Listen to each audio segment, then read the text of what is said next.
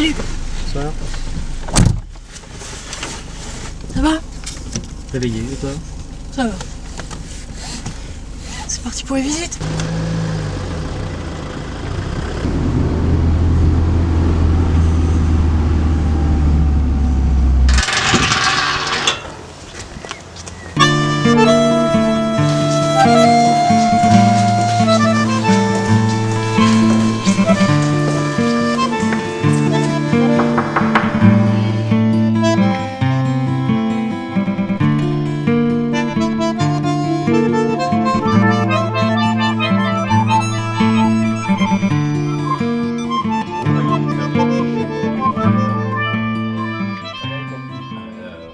Est-ce que vous avez suivi une formation pour devenir mineur? Formation, c'est-à-dire qu'on donnait des cours, tu as vu des moniteurs, des anciens mineurs qui t'apprenaient à boiser, à faire de la sécurité sur plan de travail. Hein, les choses primordiales, puis comment il fallait exploiter le charbon avec le marteau-piqueur qui faisait quand même 15 kilos, le marteau-piqueur. 15 kilos. Oui, Ils apprenaient pendant 8 heures, il fallait... Attention, hein. Ils apprenaient vraiment le métier de la Et la sueur tombait bien en dessous avec la poussière sur le casque. Hein.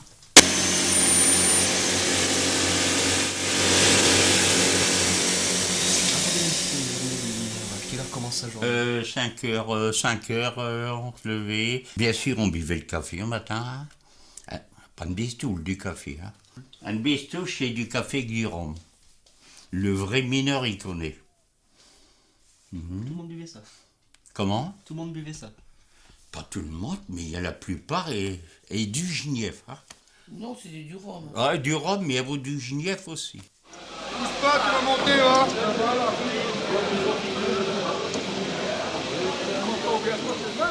Mais on allait à la salle des pendus, comme tu dis, se déshabiller, changer de vêtements, tenue de mineur, avec bottes, lampes, chapeau, allant à l'empisterie, on pointait avec son jeton obligatoire pour savoir que tu étais au fond de la mine avec ton numéro. Et à la remonte, c'était pareil, on te rendait ton jeton. Et quelle sensation ça vous faisiez quand vous descendiez à la mine? Quand j'ai descendu la première fois, je peux te dire, ça me fait un drôle. Les oreilles tapant, tellement la cage va vite, très vite. Donc c'est la pression qui faisait mal? Ah là, bien, la pression. Et alors quand tu arrives au fond de la mine, l'ascenseur s'arrêtait. La nuit absolue. Et combien de temps ça durait environ la descente? Oh, ça pouvait durer un bon 5 minutes. Ça dépend. Quand même, 5 quand même, oui. Et vous aviez peur, non? Durant la descente? Tu vois que j'avais peur.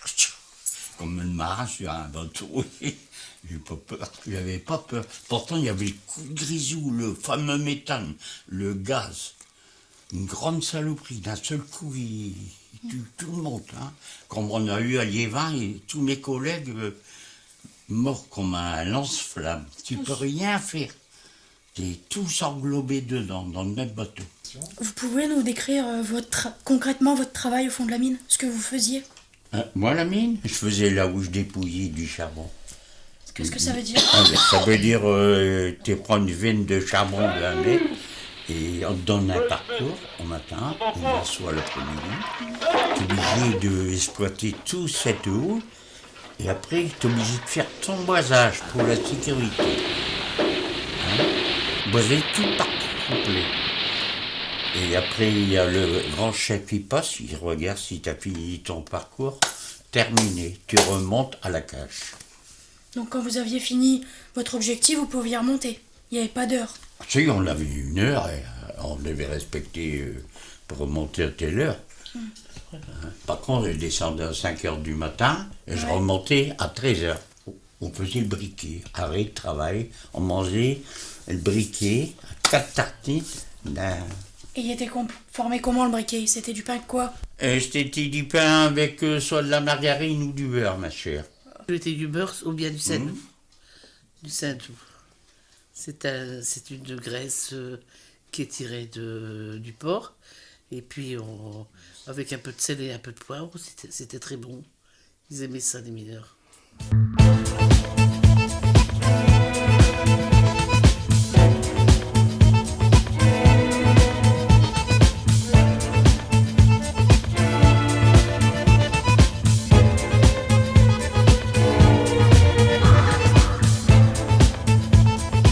Vous étiez syndiqué? Pas obligé, on était tous syndiqués. Par obligation de la profession. Entraide. Il y a eu des luttes? J'arrive au matin, qu'est-ce que je vois? Des militaires dans la salle des pendus. Les fusils accrochés, tout dans la salle des pendus.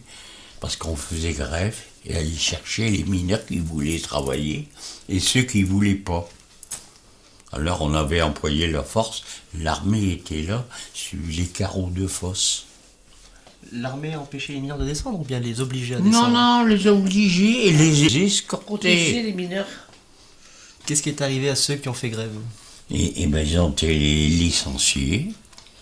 Non, pas ceux qui ont... Si, il y en a, ils ont été, Non, ceux qui surtout ont- des délégués ceux qui ont fait mineurs. beaucoup de Hein. propagande. Ils ont été licenciés, Carmen. On appelait ça des mineurs. J'en connais. Et en plus, ils étaient marqués sur le livret de travail avec une croix. Qu'est-ce que ça engendrait le licenciement d'un mineur pour lui? Perte de salaire, Mhm. puis retrouver l'emploi de son travail. Hein? Pas dire mieux.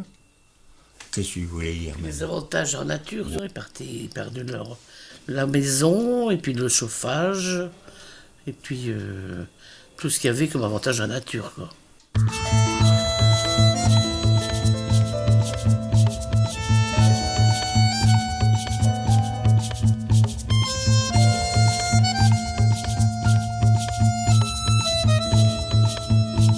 Les mineurs belges, ils nous apportaient du pain aux vacanciers pendant la grève.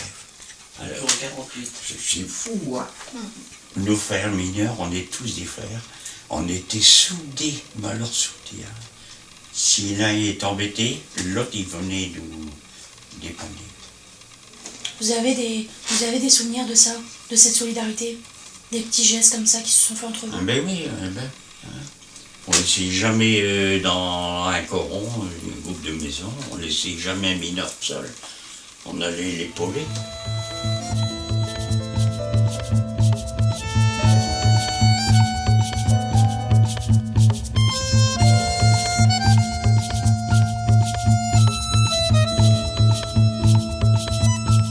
Comment avez-vous vécu et comment s'est passée votre dernière journée à la mine? Je m'ai présenté, d'abord je m'habillais à la salle des pendus. Je me présentais pour aller chercher ma lampe. Qu'est-ce que je vois un billet? Monsieur, vous présentez au chef pavillon, vous êtes en retraite. Ah bon? J'ai rien dit, j'ai parti avec mes collègues. On a descendu et au fond de la mine, on m'a appelé par interphone pour dire de remonter immédiatement. Que je devais plus à la mine, j'étais en retraite.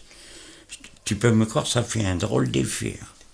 Mais avant ça, s'il avait déjà eu un papier Ma lampe. à sa lampe, Ma lampe. pour dire que... C'est pour lui demander s'il était d'accord pour prendre sa retraite anticipée. Parce qu'il n'avait pas l'âge, il avait que 47 ans.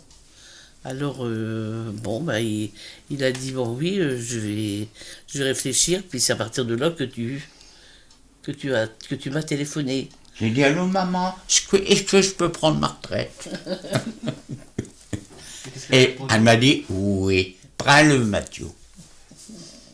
Le dernier jour, matin, il était à bon 6 heures, c'est avec le poste de nuit. Tous mes collègues, j'avais tous les lampes allumées, une haie d'honneur. Ouais. Et c'est un souvenir que tu peux pas oublier. Quand tu as passé tout jeune, tant d'années là, pas de soleil, tu vois jamais le soleil, c'est quelque chose de terrible. Après le lendemain, ça fait drôle parce que t'as plus d'horaire, plus rien. Hein? T'es chez toi. Et il m'a mis à travailler encore. Ça fait bien.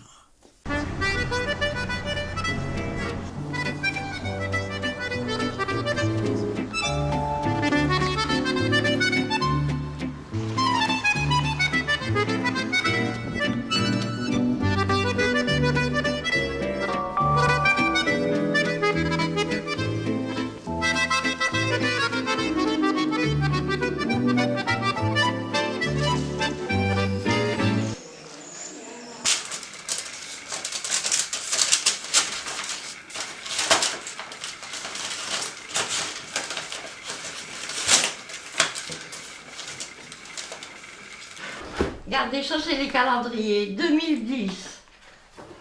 Alors c'est mes petites filles. Ah, là, je suis l'accordéon. Là. Mon mari, il est là. Ça c'était un trapéziste, un pianiste. Il y avait 2 accordéons, il y avait un saxophone. Non, un accordéon. Et ça, Ça c'est quoi? Un bandoneon. C'est carré. Bon, je sais pas où c'est que vous l'avez pris. Oh, mettez-les là. Vous dansiez? Ouais. Ouais. Et une fois, je me souviens, quand c'était un beau bal à la mairie de Oisier, et il a laissé jouer les musiciens, puis il est venu danser avec moi. Vous dansiez quoi? Tout. La valse et puis des tangos, surtout des tangos, parce que mon mari jouait beaucoup de tangos.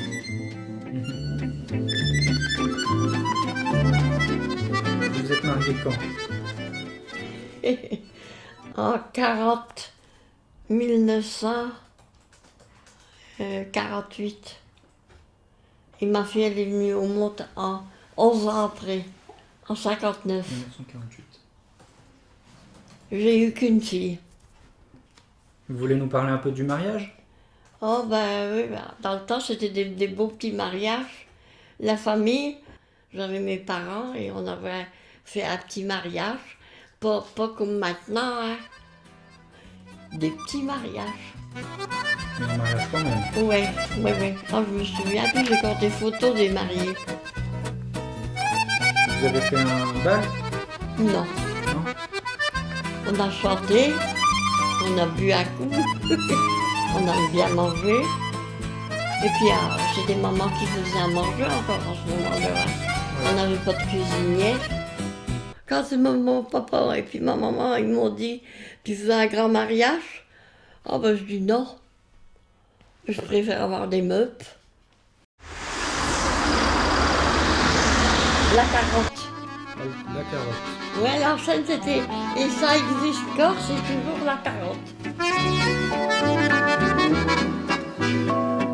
Et moi ici, celui qui me reconnaît, il dit « Oh, on vend de la carotte ». Qu'est-ce qui vous plaisait dans le fait de reprendre un café?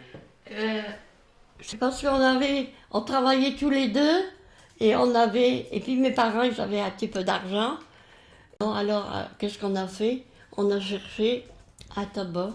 Mais j'étais bien placée pour les enterrements. Il y avait le cimetière. L'église, elle était derrière Yéto. Et elle est fermée maintenant, l'église.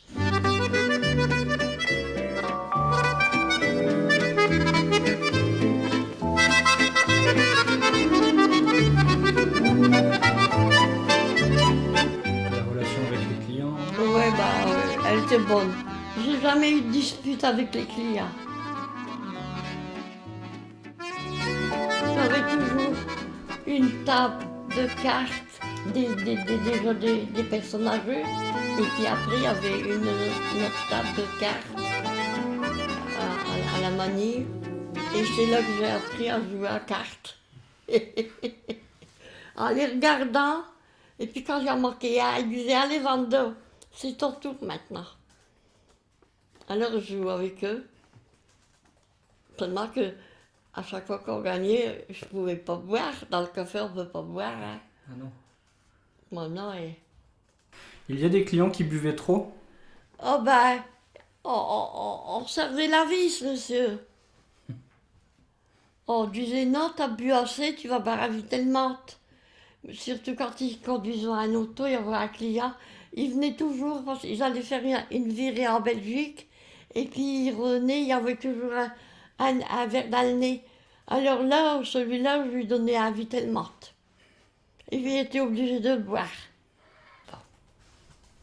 Et qu'est-ce qui vous a décidé à partir du café? Ben, la fatigue. La fatigue? Ouais. Oui, j'avais tenu ça quand même une paire d'années, hein. Mais c'est les jambes. On était trop souvent debout.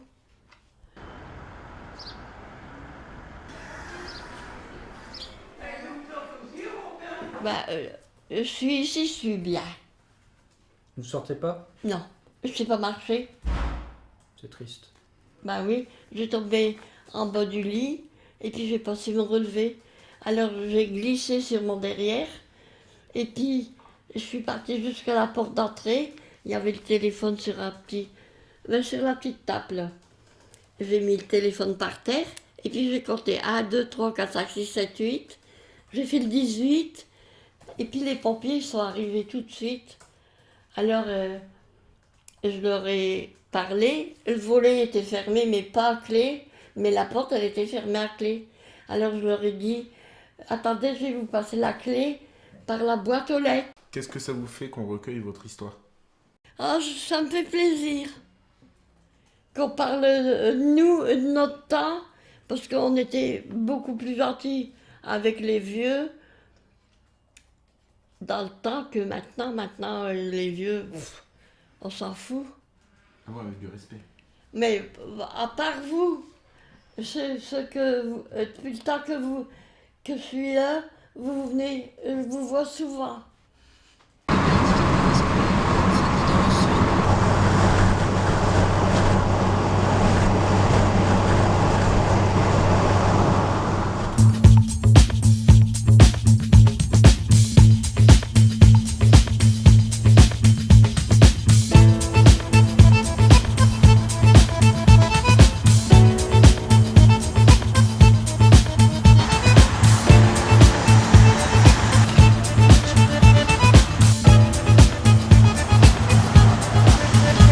Destination Arsenal.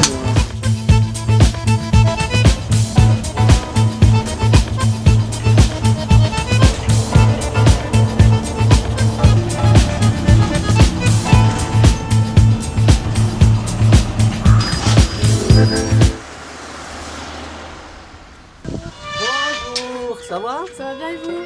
Ça va? Voilà.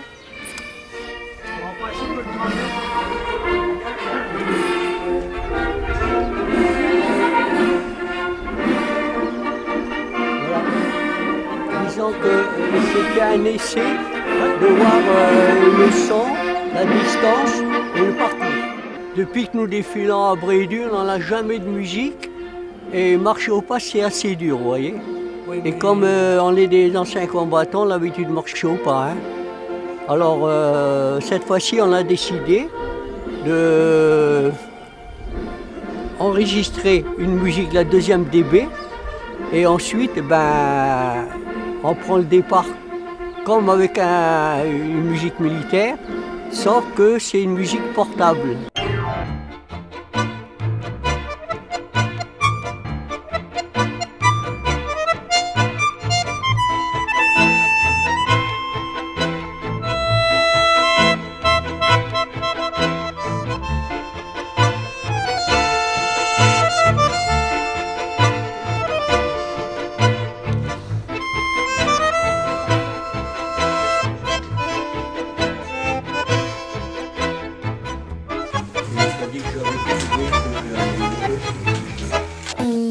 Quand est-ce que vous êtes arrivé à Saint-Paul-sur-Mer?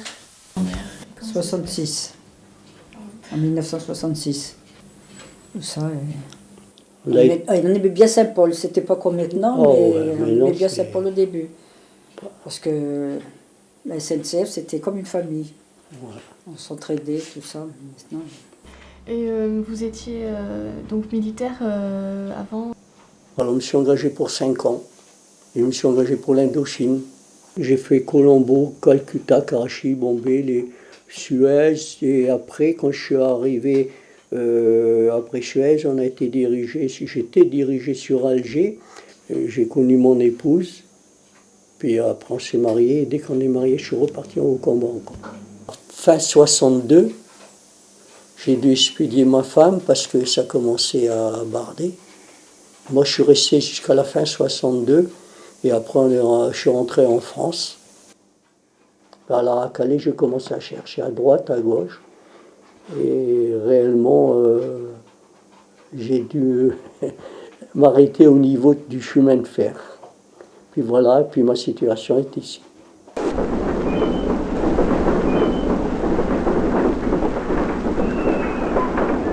Et j'ai demandé à passer aiguilleur de gars, quoi. Et comme on était toujours enfermés, j'ai demandé à aller sur le terrain, comme les manœuvres.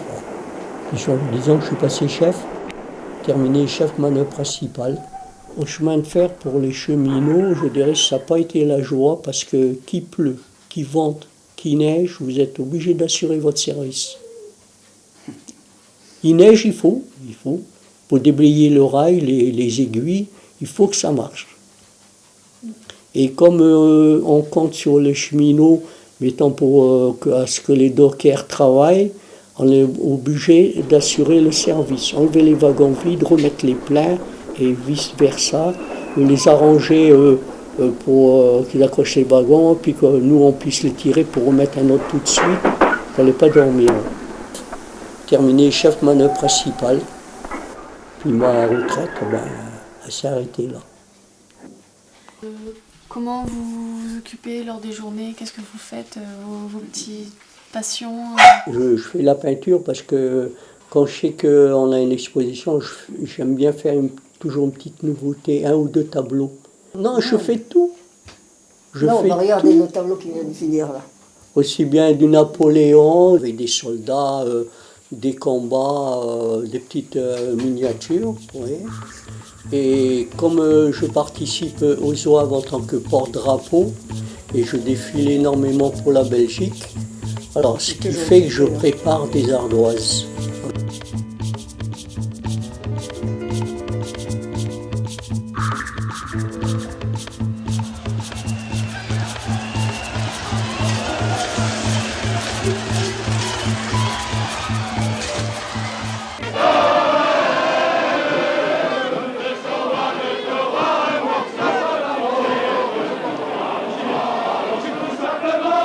Je suis très content de savoir qu'on commence le carnaval, vous savez. Et vous verrez, les vrais carnavaleux, ils sont tous comme ça. Ils attendent. Alors si la préparation, c'est là, je vais mettre où je vais passer. Quand t'en as trop, Mika revient. Quand je me déguise en marjorette, mettant... Alors là, c'est... Je dis pas que c'est intriguant, mais c'est le plus dur pour faire la beauté du visage. Et dernièrement, j'avais fait aux Zouaves, je m'étais déguisé en alors là, t'as fait rire le monde. En marjorette, quoi. Non, c'était une pin-up. En pin-up, j'avais acheté une perruque rose avec des bras roses.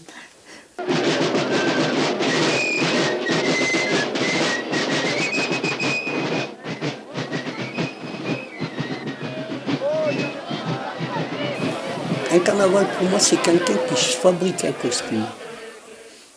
Et comme moi, c'est pas parce que je suis toujours à la hauteur vis-à-vis des autres, j'ai commencé à me fabriquer mes costumes. Et là, j'en ai sorti qu'une quinzaine, c'est tout. Vous allez voir la chambre comme elle est.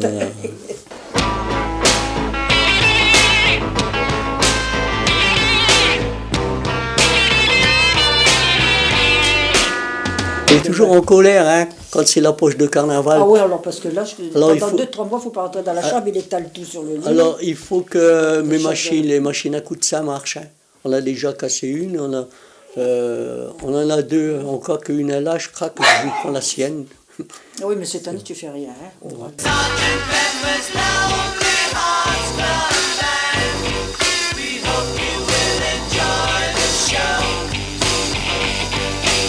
Et aujourd'hui, vous vous sentez comment, nordiste ou... Je suis obligé d'être un ch'ti, mais j'aime pas beaucoup les frites. J'aime pas... Non, mais j'aime les ch'tis. On a des gens, c'est pas des ch'tis, bon, ils sont un peu comme moi, là, les messieurs de France, mais j'adore les ch'tis. Regardez, l'accueil. Moi, je dis une chose, c'est important. Hein. Nous, on est du pays du soleil, comme on l'a dit, on est peut-être des pieds noirs. Mais seulement, la porte est toujours ouverte. Je rends service à tout le monde. Je peux faire plaisir de n'importe quoi. Il faut savoir à qui, parce que des fois, tu l'as fait fermer la porte. Il faut savoir à qui tu ouvres la porte. Ouais. Parce que maintenant, on n'ouvre pas n'importe qui. Mais non.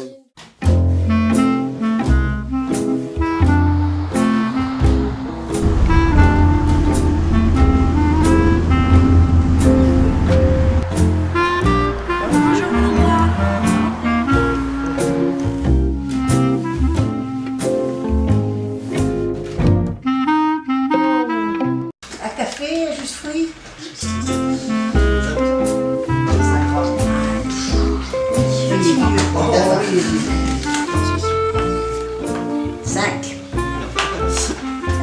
La chance. 6. 2, 4, 5. 6, je me barre. Ouais, pour toi. 6. Tiens, je te donne pas. Je pense. 4, 6. J'ai gagné.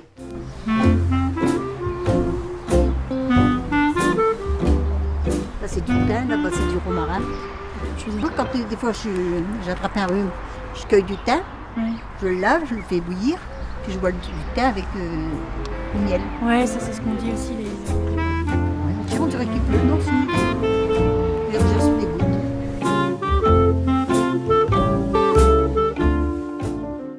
Avant d'être à la retraite, vous faisiez quoi dans votre vie? Ben, j'ai élevé tous les enfants. Combien? J'en ai élevé 9. Et votre mari faisait quoi? Mon mari travaillait à la mine. Il a travaillé à la corderie, puis après il a été à la mine. Pour avoir une maison des mines, il a été à la mine. Au fond? Non, il a été à la cage, là.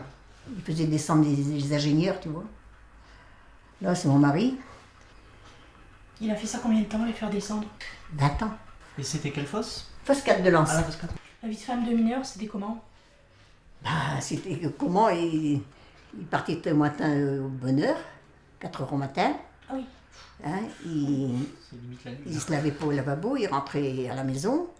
Il se lavait à la maison, puis après il y avait toujours du travail à faire. Soit le jardin, soit dans la maison, il y avait toujours quelque chose à faire. Et l'ambiance à la maison? Ah, très bonne ambiance. Très bonne ambiance. Je me souviens que quand c'était la fête du mineur, à Sainte-Barbe, j'avais acheté des cadeaux pour tous mes enfants. Tu sais, qu'ils donnent à leur père. Alors j'avais été à la lumière dans la salle à manger en rentrant.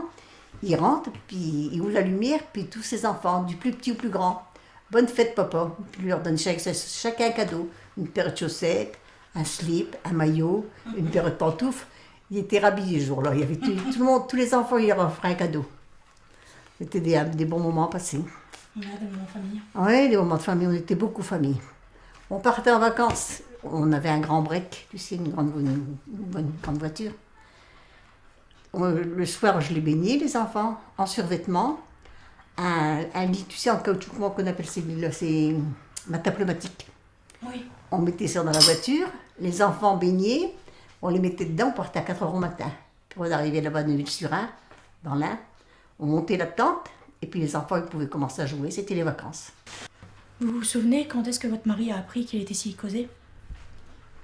Oui. Oui, quand même, parce que il se sentait pas bien, quoi. Il avait passé des radios, il y a eu 5%, après il y a eu 10%, et tous les ans ça a augmenté. Et à l'époque, quelles infos vous aviez sur la silicose? Alors, tout le monde, il y en avait beaucoup de mineurs qui étaient silicosés. Mais quand on s'est aperçu qu'il y en avait qui avaient 100% puis qui décédaient, là on a commencé à dire... Il y a un problème. Il y a un problème, que c'est grave. Hein? Puis après, quand il y a eu 40%, 50%, il a dit c'est le moment d'arrêter, quoi. Ouais. Mais à l'époque, tous ceux de la mine, les grands chefs, quoi, ils faisaient pas de communication sur la silicose, non, les conséquences. Il fallait bosser, il fallait bosser, il fallait travailler, quoi. Juste travailler, ouais. Il fallait du rendement. Vous posiez des questions aux médecins sur ce que c'était la silicose, qu'est-ce que ça faisait? Pour lui, c'était pas grave. Voilà, qu'est-ce que le médecin disait? C'était pas grave, quoi. Il disait que c'était pas grave, mais en attendant, ça augmente tous les 6 mois, ça a augmenté. Quand on commençait à avoir du mal à respirer, là, ça s'est vraiment aggravé. Hein. Même plus, les derniers moments, il ne montait plus couché. Il était sur la table, il y avait un oreiller, il dormait là, assis sur la chaise. Hein. Mais moi, je ne me rendais pas compte, j'avais beaucoup de travail avec les enfants, je ne me rendais pas trop compte. Mais pendant une quinzaine de jours, il n'a pas monté en haut, il ne pouvait plus monter en haut.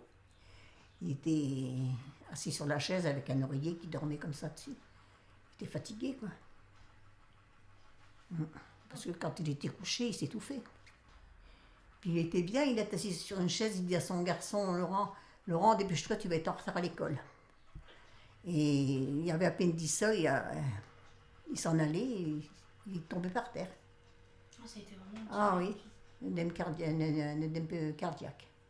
Aucun enfant n'a été à la mine? Ah non, surtout pas. Ah non, la mine, non. C'est vous qui vouliez pas? Ah non. Puis, du fait qu'ils voyaient son père comme ça, ils ont été dégoûtés de la mine. Hein.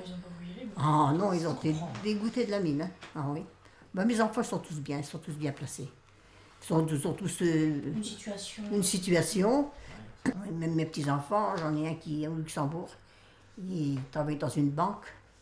Il a 30 ans. Il est bien placé aussi, il est bien. Ouais.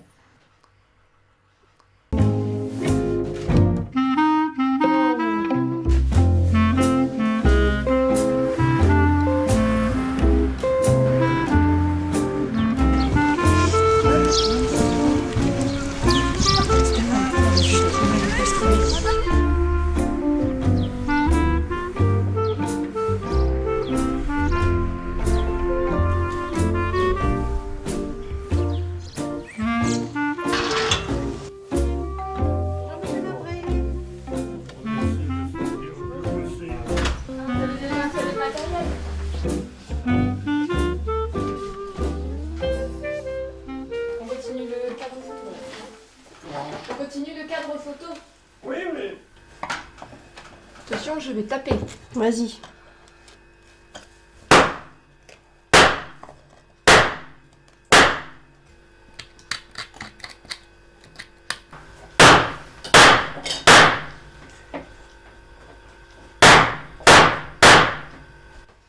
Et vous avez fini à la fin du mois, non?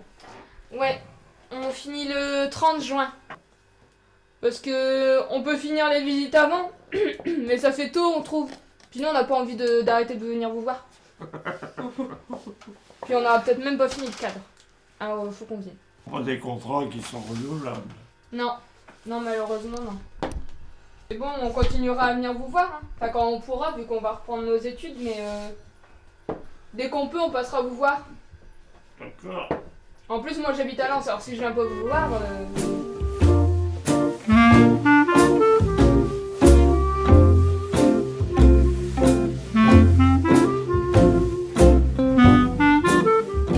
J'ai fait d'autres métiers que celui de tailler du bois.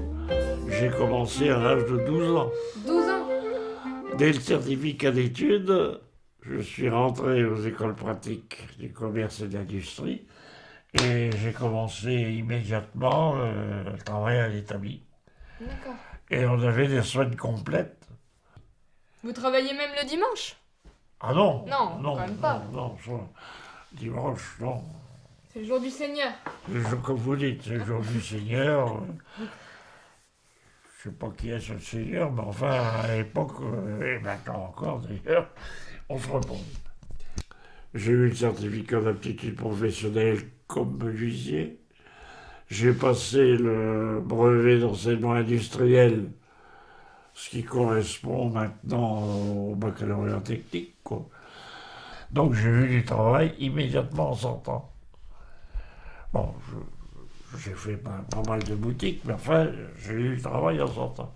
Et en même temps, le soir, j'allais aux Beaux-Arts. Et aux Beaux-Arts, j'ai fait 7 ans. Au cours de sculpture, dessin d'ornement et modelage.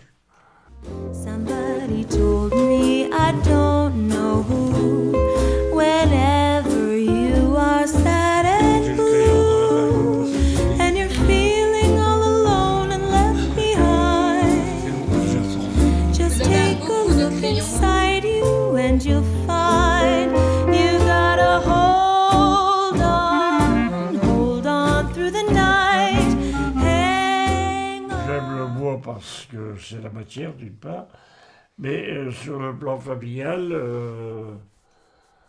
mon gendre a fait l'arbre généalogique du côté de mon père, par exemple. Il est remonté à 1500, 1600, je ne sais plus combien. Vous ne trouvez que des menuisiers, des charpentiers, des scieurs de long, des charpentiers de marine, que des gens du bout. Puis après, j'ai donc travaillé en entreprise. À l'entreprise, on déchargeait les wagons de bois au dado, ce qui fait que ça usait pas mal le bonhomme. Quand j'étais dans l'obligation d'arrêter, je suis rentré à l'éducation nationale. J'ai fait 30 ans d'enseignement à Béal, ici, et 2 ans à Senlis. Et puis après, ma foi, je suis parti à la retraite. Mais c'est pas pour autant que j'ai arrêté. J'ai été 27 ans secrétaire départemental des meilleurs ouvriers de France. Et j'ai été 19 ans président de la Société de retraite des membres de la Légion d'honneur. Et vous avez été employé à la mairie de Lens? Vous avez été adjoint au maire? J'étais adjoint au maire, c'est pas employé de mairie. Hein. Ah. Vous pouvez nous expliquer ce que vous faisiez, du coup? Ce que vous faisiez à la mairie? Je surveillais les chantiers, je faisais la réception des travaux, je bagarrais avec les entreprises quand c'était pas très bien fait. Et les chantiers de quoi? Du coup, de construction, de... Je me suis farci tout le stade. Le stade de Blé? Ouais. Ah ouais? Ah oui, je suis venu le stade de l'Arbre, depuis la construction jusqu'à la fin. Et puis, oui. Oui, là aussi, je trouve que c'est une réalisation qui a été bien faite, et puis elle amène surtout de l'activité dans la ville, et je pense que les commerçants doivent en être satisfaits. Ils s'en vendent des paquets de frites et des demi-bières. Puis c'est connu partout, le stade Bollard, maintenant. Ah oui, même dans le sud, hein. Quand je vais dans le sud, on me dit tu viens pas d'ici. Je dis non, je viens de Lens, dans le nord. Ah, c'est là où il y a le stade Bollard.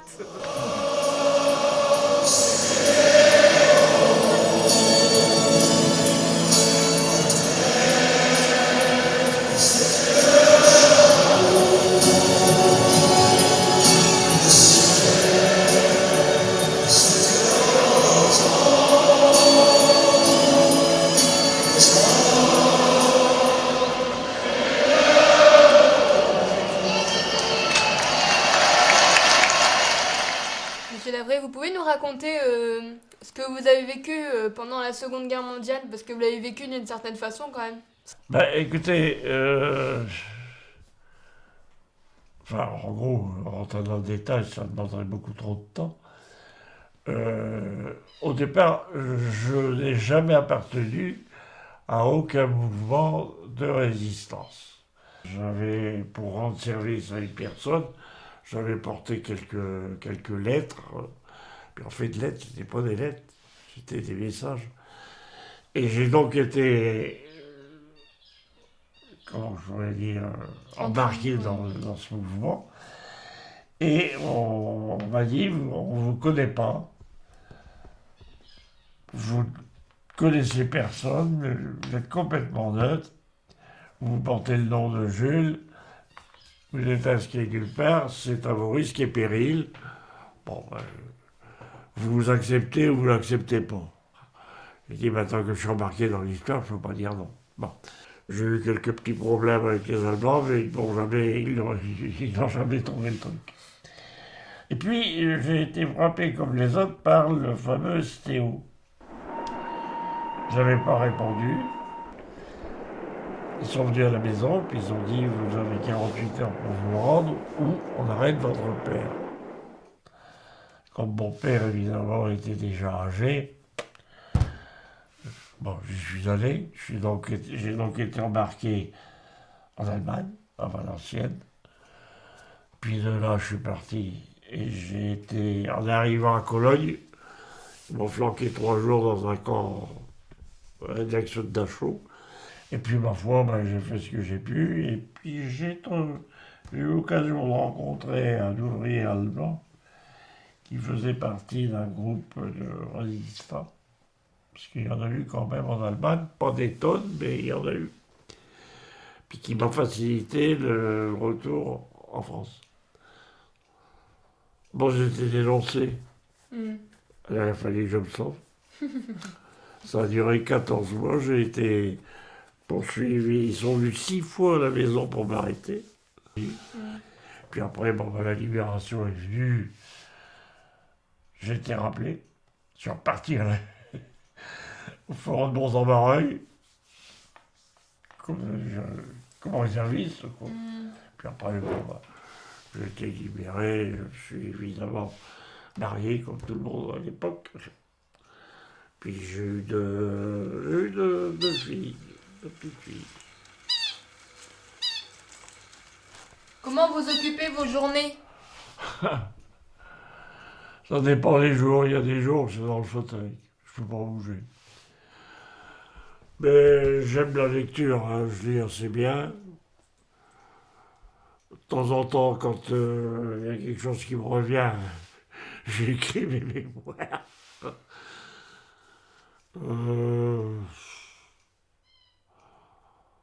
Puis, il faut que je me débrouille à l'occasion, je suis obligé de donner un coup de balai, un coup de wassaille. Il y a une ménagère qui vient de 2 heures lundi. Malgré le grand âge, ça me fait marrer quand je vois qu'ils disent on laisse une journée pour les personnes âgées. À chaque fois que j'ai demandé quelque chose en tant que personne âgée, on l'a refusé. Payer des impôts. 24 € par mois. Alors, je suis dans la catégorie des directeurs de banque, de la SNCF et puis du Gaz de France. Hein. Et je suis imposé. Alors j'ai rien. Je paye. Puis c'est pas mal.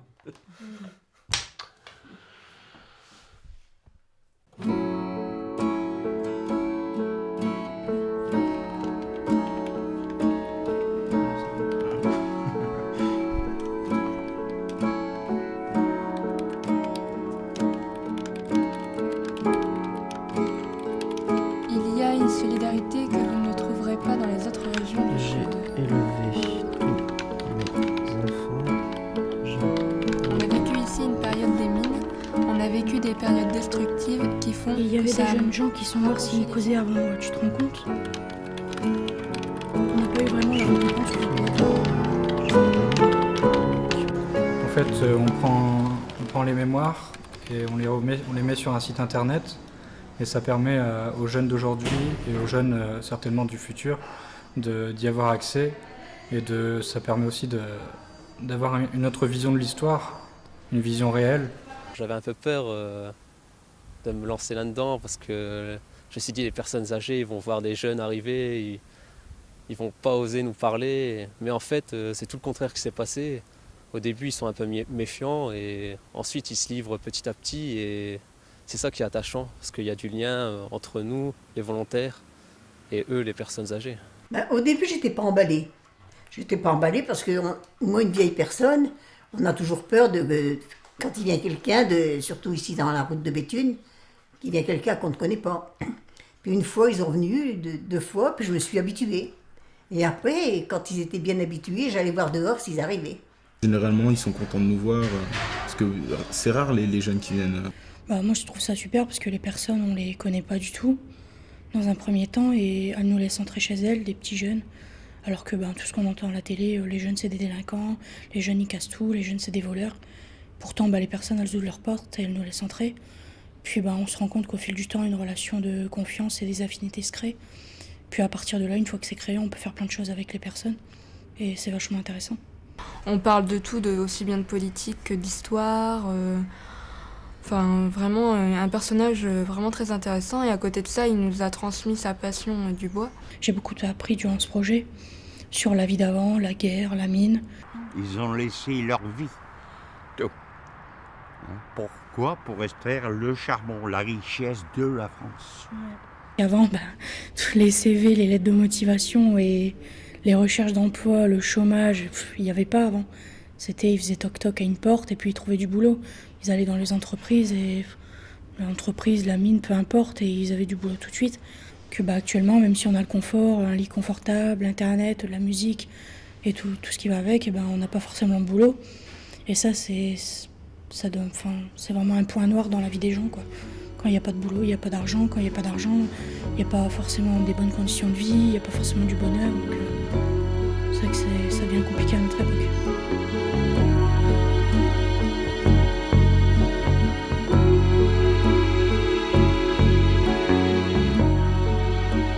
On s'attache et on tombe sur des personnes hors du commun et on s'en souviendra tout au long de notre vie.